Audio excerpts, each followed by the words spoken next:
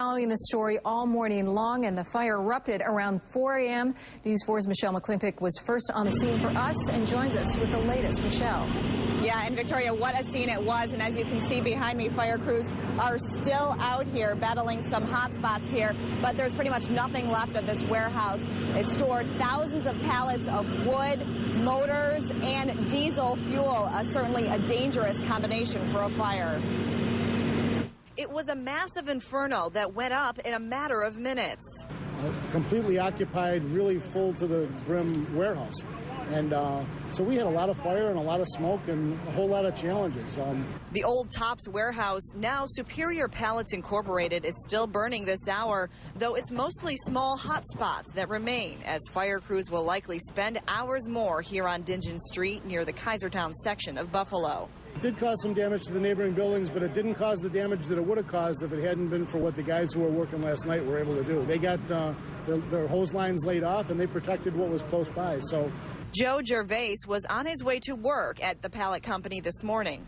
I smelt it from the Weldon Galleria Mall, and I thought it was just like a truck tires burning or something like that. Truck having trouble with brakes, and then I got closer and I tried to turn down Bailey, and the cops wouldn't let me. And I asked them what the problem was. Oh, there's a big fire at the old Tops warehouse. And I says, oh, no, that's where I work. So he says a coworker spotted the fire just after 4 this morning.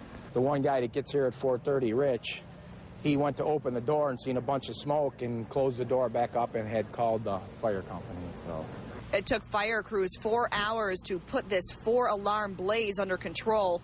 Inside, pallets, tow motors, as well as propane, sparking explosions all morning long, even during one of our interviews.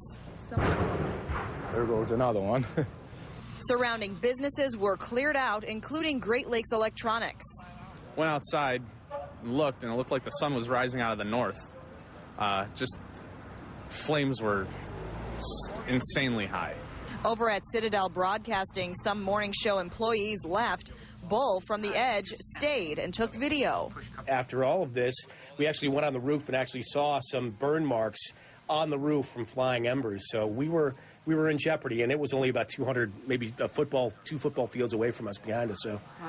And as you can see now, there aren't any flames anymore, but there's still smoke out here as fire crews continue to battle some of the hot spots. As you can see, we interviewed Division Chief Scott Berry a few moments ago, and he said that there were over 100 firefighters out here throughout the morning battling this blaze. ATF is now here, as well as the fire marshals, as they now begin to try to figure out what actually sparked this blaze out here on Dingeon Street. Reporting live, Michelle McClintick, News 4 at noon.